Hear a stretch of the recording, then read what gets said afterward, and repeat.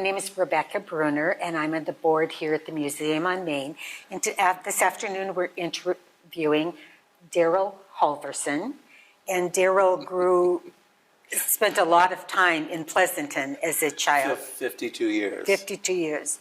So we're talking to him today about his being in Pleasanton, but also tell me where your grandparents came from. Well, on my dad's side, I'm Norwegian, and I eat lou de fisk and lefse. Okay. And on my mother's side, I'm French, and my parental grandparents were second or third generation from Norway, whereas my maternal grandparents were off the boat French immigrants. Oh, what brought them here? The fact that my grandfather was trying to avoid the French army. Okay. And then too, he got his girlfriend, Genevieve, pregnant and had to marry her. And then also he was the third son in the family, and third sons were expected to go to the priesthood. What about the first son? What happened to the first son? He was born in France. Was the first son inherited the parents' property? No, it was divided equally, but my first uncle, Uncle John, was born in 1906, and came to this country. It was crazy. He came, my grandmother left my Uncle John, her firstborn child, in France while she came to the States, and she left in 1909. And so my uncle had his mother for 3 years, and then in, I think, 1914 or so, my uncle came to the States, and he was brought by a woman named Leontine Palangat. Was she a relative? No, that's another thing. I don't know, but apparently she was from the southwest of France, and she brought my uncle to California, Oakland, California, and my mother had just been born a year before, and my mother was named Catherine, but to honor this woman who brought my uncle, they changed her name to Leontine. Oh, after a year. After a year. And so then there were two other boys, my Uncle Frank, born in 1915, and my Uncle Jimmy, born in 1919. Well, what brought why did your grandfather go to Oakland? Because I suspect he had a friend who lived just up the hill, because Achet is very rural and very closely knit. Everybody knew everybody, and this man, Kacher, came to Oakland ahead of my uncle, or ahead of my grandfather. And I suspect that it was him saying, "Oh, Jean-Baptiste, you got to come to Oakland." Yeah. So that, and they remained lifelong friends. Again, maybe the inspiration for my uncle, or for my grandfather, to become a laundryman was the fact that this Carrera, his neighbor and friend, already had a laundry. Oh, so he was a farmer in France, but he became a laundryman. Exactly. And so maybe, this friend's, how did that go for him? Well, he had a built-in workforce of 5 kids. Oh, that's true. And so that we still have a couple of irons. I don't know if you have them here at the museum, but the that you put on a gas burner and to Yeah. heat it, and had a big pot holder to hold the handle, and so that my mother till her dying day was a avid iron person. Oh, she was. That everything got ironed. Everything. Not underwear, but Okay. everything else. Okay. And so my nobody continued the business. In 1942, my three uncles were off to the war. Oh, yeah. And my grandfather was, he was born in 1885, so in 42, so he was 57, and apparently had sufficient funds to be able to retire on. Wow. And, well, he had a couple of houses, Okay. and so that, and this was all, this laundry that he created is in the Allendale district of Oakland. It's at High Street in MacArthur. So it's still there. The building is Oh, still there. Is wow. what people are doing with it these Yeah. days, I don't know. But Yeah.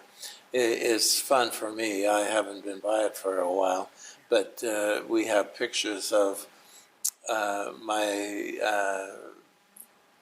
my mother and her siblings and my grandparents in front of this building, and they're in a horse and buggy, and to look at it in this picture and to see it today is virtually unchanged. So it's great fun. Yeah. And sadly, the neighborhood has changed. Yeah. But the building, not much. Right. So how did you get to Pleasanton? The fact that in 1946, Caltrans told us a freeway, Highway 50, was going to, this was in Castro Valley, Okay. and Highway 50 was going to be coming through Castro Valley and would take half of our property. Oh. And so that my dad was already in the chicken business, and so that he needed the space to have chicken houses, and so we had some friends who lived out on Sycamore Road, Guy and Bessie. In Pleasanton. In Pleasanton, the Ashmores, Guy and Bessie Ashmore. And so they were in the chicken business already, and so they encouraged my parents to come out. And so there was property, 3 acres of land. Mrs. Mildred Miller was the owner, and she had 3 acres of land that she was willing to sell. And so my parents moved out to Pleasanton in I think he began construction of the chicken houses in 47, but we moved out here in 48 because I started school at the 3rd grade at Pleasanton Elementary, and Miss Bowlesby was my 3rd grade teacher. Okay. And so I was a graduate of Pleasanton Elementary in 1954, and then went on to Amador and graduated from Amador in 1958. Now, didn't Sycamore Road, that area, wasn't it kind of referred to by the locals as Chicken Alley? Oh, for sure, yes. And there must have been a lot of chicken farms out there? Right, well, especially on Sycamore Road.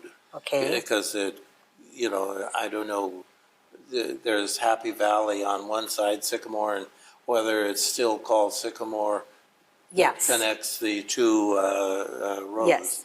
But once it got to a bend, it became Happy Valley. Yes. And but apparently it was Sycamore Road up till then. But the straight part of Sycamore Road seemed to have all the chicken houses. Okay.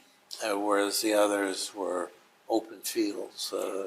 They were more bigger farms, or? Well, bigger, I don't know, bigger farms, but they had more open space around them. Maybe Fritz Andresen had a chicken house, but and two,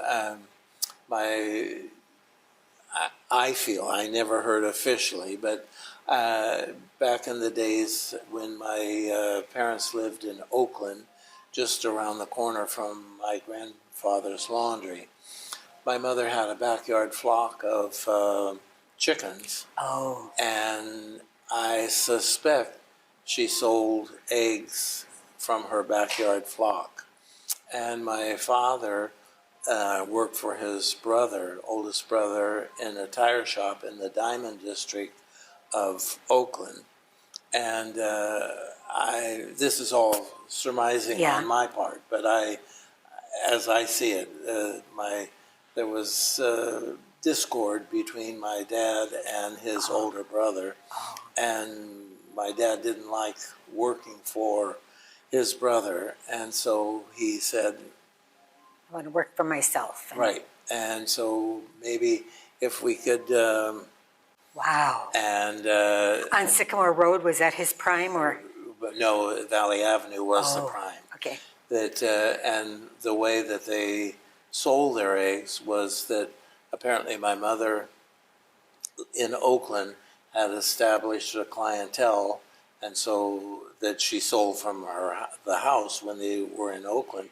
But when they moved to Castro Valley, she on Saturdays would go into Oakland and sell these eggs to an established clientele. House to house. House to house, right. Okay. And all in the Allendale district of Oakland. And she did this for about 25 years and missed only one time when my dad died. She missed the Saturday. So even when she was in Pleasanton, she would go back to Oakland and sell them. Right. And she developed two. On Saturdays was Oakland, and on Tuesdays was Hayward, Castro Valley.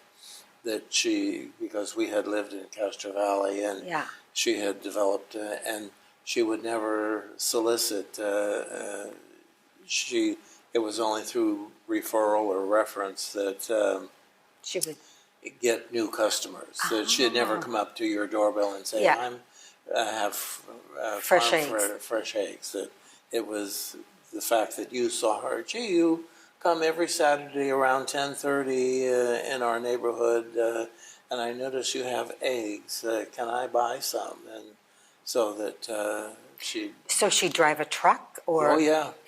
Oh no. Because she had to have big thing to carry all those eggs. Well, a conventional truck. Yeah.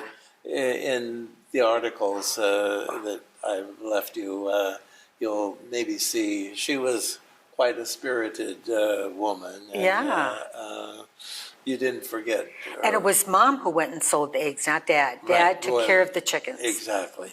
Wow. Clean the eggs, and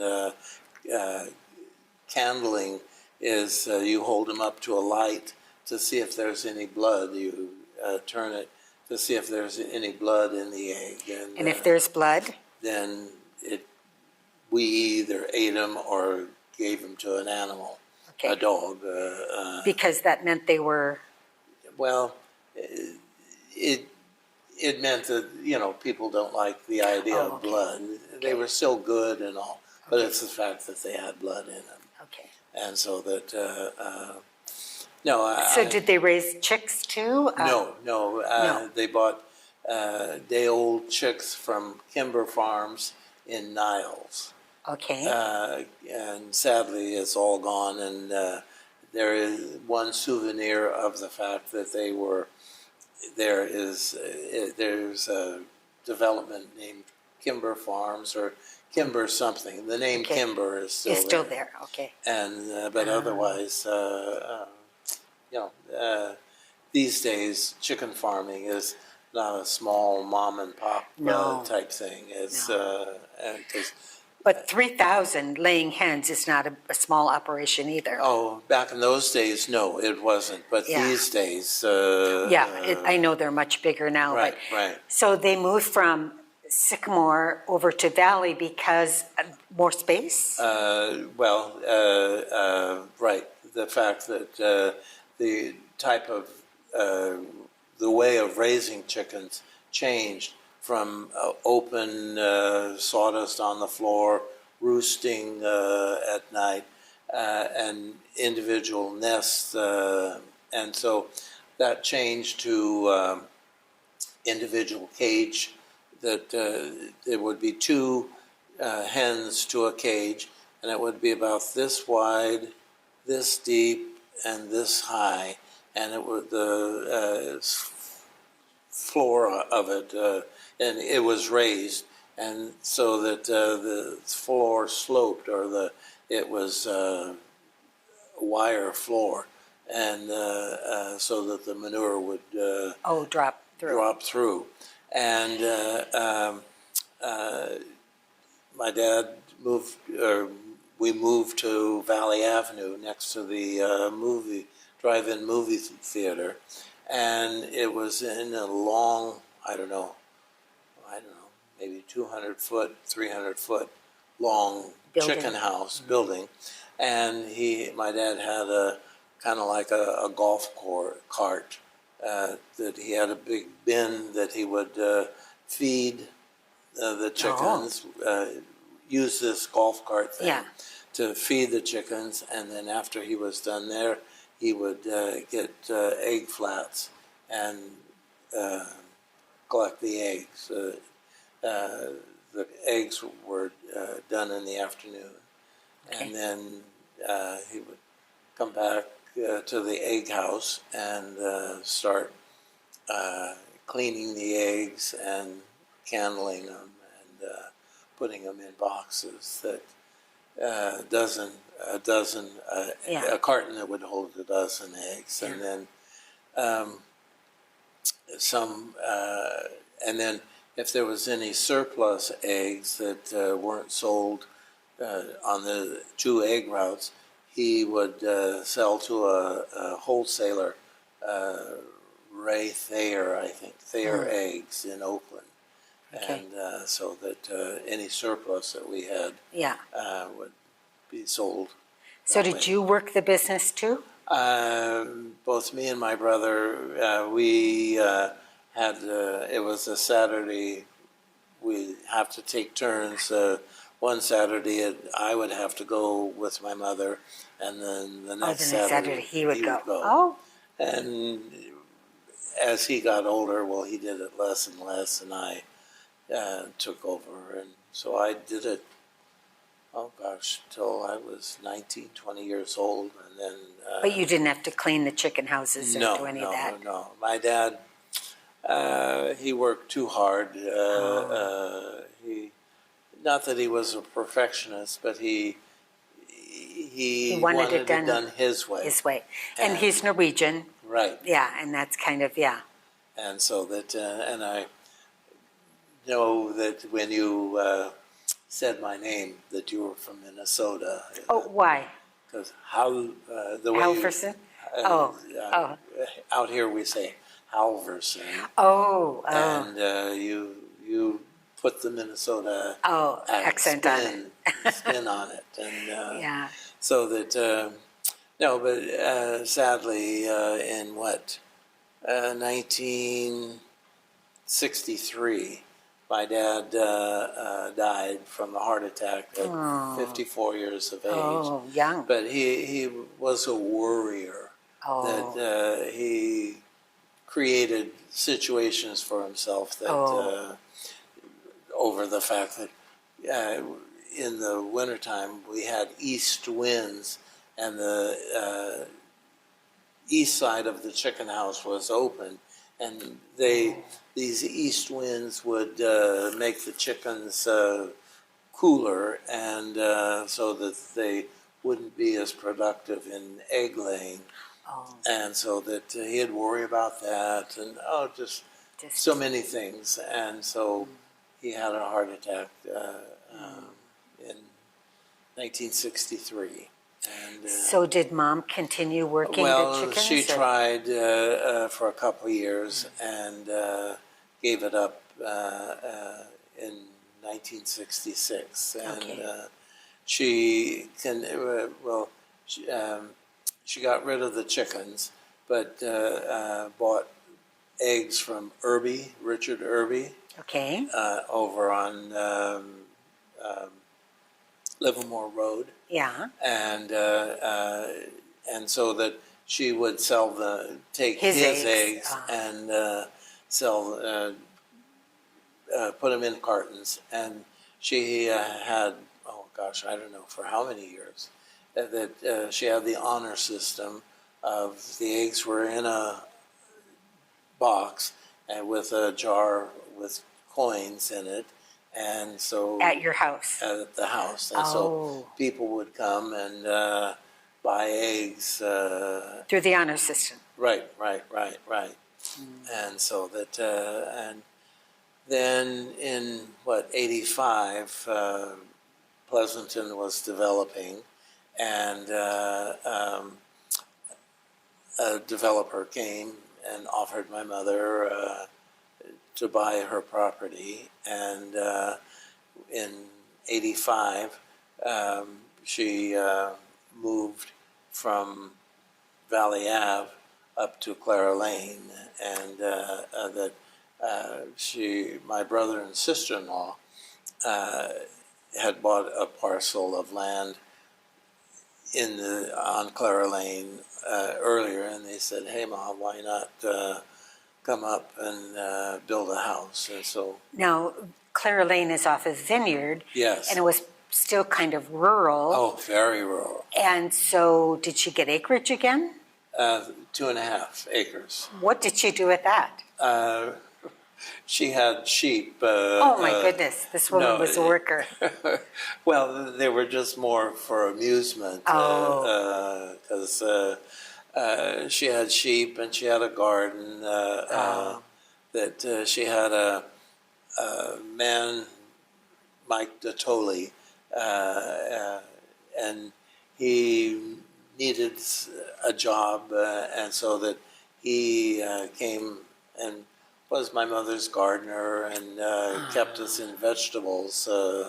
And it was funny, the fact that we had a dog that liked to eat vegetables, and to go out to the garden, and I didn't have a basket, but so I would cut broccoli and put it on the ground, and with the fact that I had come back and pick it up when I had cut all the broccoli that I wanted, and so that this dog would start eating the broccoli. And first time I had seen a dog eat raw vegetables. Yeah. So that it's I raised my glass. It's been a fun time, just because that program, graduation program, you knew everybody on the list, and whereas I don't know that exists these days. Well, yeah, Pleasanton has grown so much, and in those days, everybody knew everybody, and or there were some kind of connections, right? Right. Well, So I don't know if you've heard the name Hazel Silva. yeah. She lived on what's the road? Stanley. Okay. And she worked at the Pleasanton Times, and kind of as, I don't know, not a society columnist, but oftentimes my mother would get a call to say, "Hey, Leontine, what did you do how did you spend the holidays, or what did you do this weekend?" Did you have visitors, or did you have? Right. And then she would write it up. Right. Just Yeah. little blurb, 2 or 3 sentences, and so that, and you knew people that way too. You could certainly keep up with people, right? For sure. Yeah. For sure, it's so fun to see that the graduation program. You knew everybody on the list. Dan Pons, and you might contact Gene Pons, is his son. I've talked to Gene. Yeah, I do know Gene. So Dan was his father. Father, yes. Father, okay. Right. And Gene was in my brother's graduating class. Okay. And too, one of the fun things was the fact that I started in the third grade and went to the 12th grade. With all the same kids. Exactly. Yeah. And so that we had a great fun time. Yeah. And that I don't know if at Halloween they used to the high school used to have a big Halloween. The city of Pleasanton would have a parade of kids dressed in their outfits, and we'd start in front of Three Oreos on Rose Avenue and go from there to the high school. And they had booths set up in the gymnasium for darts, games of amusement, and then they had four queens from or princesses from each of the classes, four classes, and one would be elected. I don't know quite who would do the selecting, but. Now, were these from the high school classes? Or Yes. And then one became queen of the Halloween. Right. Oh, But, sounds like fun. I don't know if you've heard of Judy Clark. She was about 3 years older than me, and but I can remember she was one of the princesses, and that I have all my 4 annuals, school annuals, and I don't want to give them up quite yet, but they're going to come here eventually. Well, good. Thank you for remembering us. Just because it's back in the days, in the 50s, Pleasanton was small, and you knew everybody and had a fun time. Yeah. So, when did you leave Pleasanton? In 2000, the year 2000.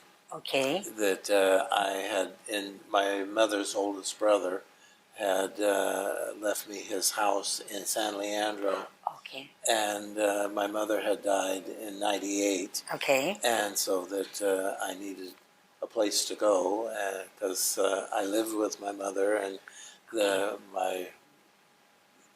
house on Clara Lane was too big for me, and I had to share with my brother, and so it worked out that I went to the house in San Leandro. Right, okay. right, and no, my uncle was a real success story. I think he worked for 41 years for UPS. Okay. And back in the days,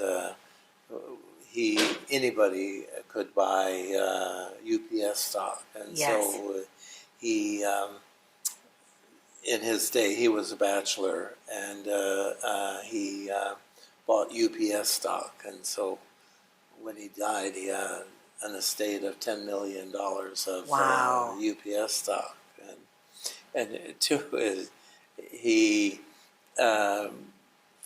Literally found his wife in the gutter. That my uncle, he was stationed during World War II. He was stationed in France, and having been raised till he was 8 or 9 in France, he was able to speak French, and he was around Paris someplace, I believe, that he saw this woman fall, and in the gutter, and she broke her ankle. And he could speak French, and so he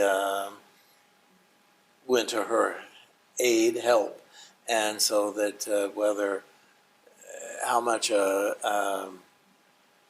a love between the two, I call it a nurse-purse situation, meaning that my uncle saw, because they were both 40 years of age when this happened, and the idea that my uncle saw, possibly A bride.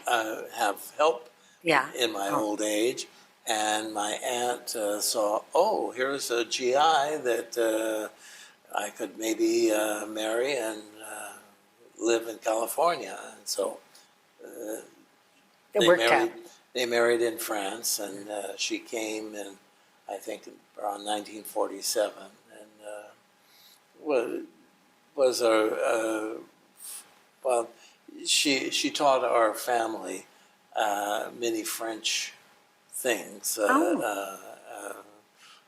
That you eat your salad after, your greens leaf salad afterwards, and at the end of the meal, and just so many. They introduced us to beef tongue, and Even though your grandparents were French, the influence. but they didn't necessarily Right, well, carry that over, and then she brought new ideas, The sad thing was that my grandmother dying so early, because there were, my aunt was 12 years old, and my mother was 9 years old, and two others, sons, were all when Mom died. right. Oh. And so that I'm sure my grandmother made excellent soup. I Yeah. never heard, but it's the fact that I've been to my grandparents' hometown many times, and soup is always a mainstay, and it's always delicious, and oftentimes made with vegetables from their own garden. And So your grandfather kept the kids together, and right. because sometimes that didn't happen in those days, but Right. he No, kept them together, and it was a rough childhood, just because they were expected to help in the laundry, and my grandfather was kind of hard, and you never got a kiss or a hug from him. But I could understand his situation, because I'm sure he was bitter over the fact that he lost his wife when she was born in 88, I believe. So she was 22. She was 34 years of age when she died, and and my grandfather, 38 years of age. so that was young for her, and then having these children, and sometimes men were kind of concerned about raising young girls too. Right. Yeah. So that, but they all stayed together, and all five of them. And my aunt and uncle did leave, once they I don't know if my uncle graduated from high school, my oldest uncle. Okay. Whereas I know that my aunt did, and my mother graduated from Fremont High in Oakland. And so that, but, here's to them that they all made a success of themselves, and with a little, especially on my parents' part, little imagination and creativity, and they gave us a life, gave me and my brother a wonderful life of being here in Pleasanton. And Does your brother still live here? no, he died in 2005, but he stayed in the area. That he became a wholesaler guard. he raised juniper plants. Oh, And he married in what, 1958, I think. He married Marion Moult, and the Moults had where the big complex is, out on Highway 580. The big, Hacienda Business Park? huh? The business park? Yes. Well, I don't. Is it? I think it's called San Francisco. They're at Oh, the outlet mall? Outlet Mall. Oh, That's all their land. The Molt land, because Molts were another success story. MOLTZ? MOLTD. Oh, okay. MOLTD. Right. TD. Right. Okay. TD. Right. Okay. Molt or MOLD. Maybe it's MOLDT. Yeah. Okay. Marion. Right. Okay. And they were a big Pleasanton family for quite some time? Oh yeah, that they came in the late 30s from Denmark, Okay. Als, Denmark. It's an island just across the border from Germany. Okay. And it's Conrad and Maren Molt. And Conrad, oh gosh, he was a strong personality. And he started on Doherty Road. Yeah. And he had a situation of, he had bought land before Camp Parks was thought of. And so the government said, we want to build Camp Parks, so you have to leave. And so then I know he put up a fight for having to leave, and he bought, I think, 300 acres where the outlet mall is. Oh. There were 3 daughters, and the parents had retired by that time, and so they gave each of the daughters 22 acres of land, and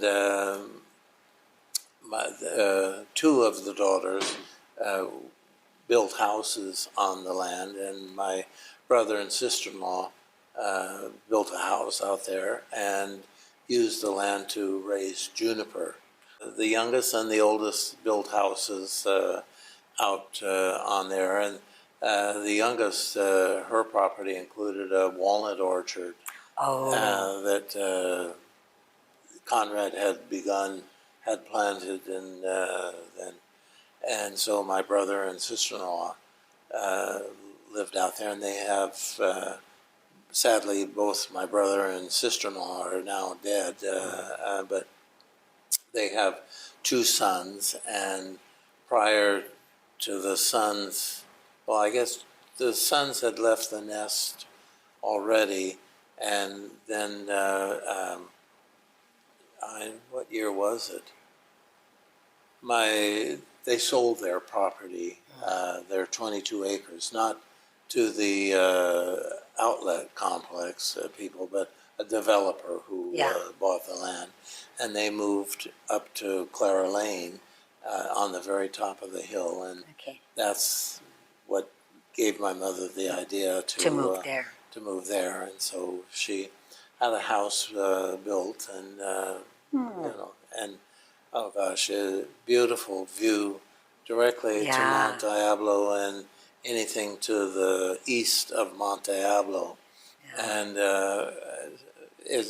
I have pictures of when we first moved there. All the hills of Tassajara were totally void of housing. And to see it now, it's just, and even the guy who bought my mother's property, there were 2 building sites on her property, and he sold them, and So when you look out from the deck of the house my mother built, there you look out onto rooftops, and in my eyes, he cut off his nose Yeah. to spite his face, Yeah. just because. He could, and financially. Right, right. No, Yeah. I think the price had been determined that they would be 175,000 for each, and so that reduced the price that he paid my mother, and so no, it's been great fun to live here in Pleasanton, and it was great fun to have the school reunion and got to see people, but sadly, my class, we're all 83, I'm soon to be 84, and the idea that we're not all here anymore. Yeah. And I've lost several members of my class that I was friendly with. And, Yeah. but one of the fun things, I don't know if you've heard of Helen Varden. She was an English, French teacher, or English and Spanish teacher at Amador in the 50s and maybe early 60s. And she taught, well, when my brother and sister-in-law, she taught them English and Spanish because French wasn't offered, whereas 5 years later, when I got to Amador, French was being offered, and so that we didn't speak any French at home just because... You never had. Right, right. And so that... But you took French? And so that Helen Varden, she kind of ruled Amador. She was very, for sure there was Andy Anderson, who was the principal, but Helen was high on the staff. And so that I had Helen for both English and French. And I wanted to learn French just because that's part of my heritage. Right. And also, we still have many cousins and friends in France that... And do they speak English? The younger generation does, but not the older generation. My generation in France doesn't, whereas their children do, and so that it's easier when they speak English rather than me French. But I'm pleased that I can at least converse with them. Yes. Right.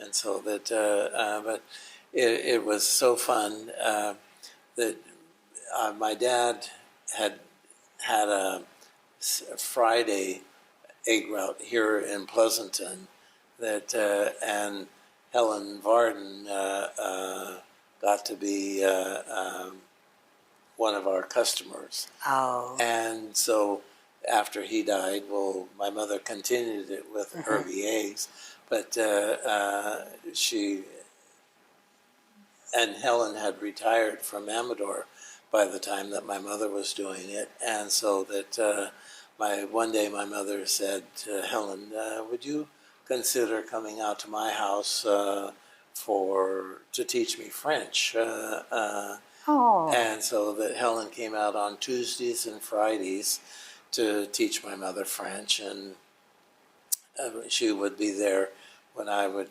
get home from work, and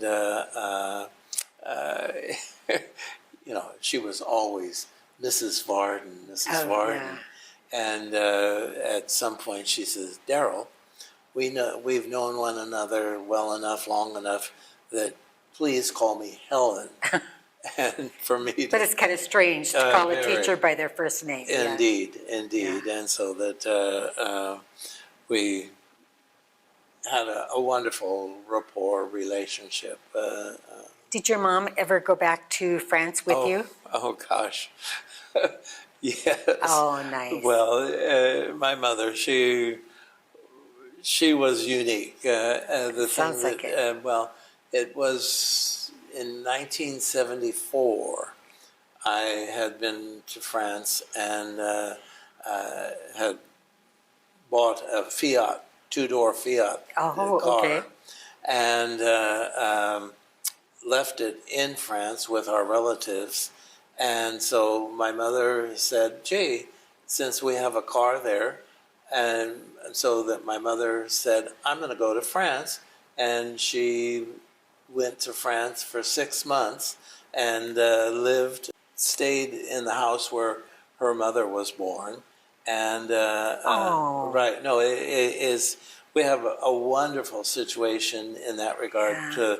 That we still have relatives living in the house where my grandfather was born and where my grandmother was born. Lovely. And so my mother stayed for 6 months, and there were not far from the house where she was staying, there were berry bushes, and so that she'd go pick them and come back to the house and make jam. Oh, And she'd get mad at the kids because they had come in and of course. eat the jam before she already got it in the bottles. Yeah.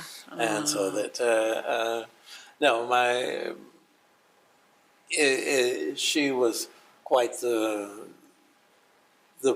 woman, nothing fancy about her, Yeah. but willing to do things. And we were quite touched and honored that when she died, there were maybe about 350 or so people Wow. at her funeral. Wow. Right. No, we had no Yeah. idea that. She touched that many lives. Right. Well, in that folder that I brought, you'll see a lot of 4-H. It's primarily 4-H that she influenced, and so that no, she made quite an impression. Yeah. And two, Pleasanton being small, and you knew a lot of people, so that no, I'm just very I feel I'm on my way out at this point, just because at 84 I try and take care of myself, but obviously with a gut like I got. But the That's idea, the French eating, the French cooking. there you go, there you go. But the idea that I'm just so happy to think that I was born and raised in the era that I was, just because between people and their phones, and then two, apartment complexes. I just can't believe, nobody's going to own a house, maybe a condo or live in an apartment, but nobody lives in a single unit house anymore. That there's,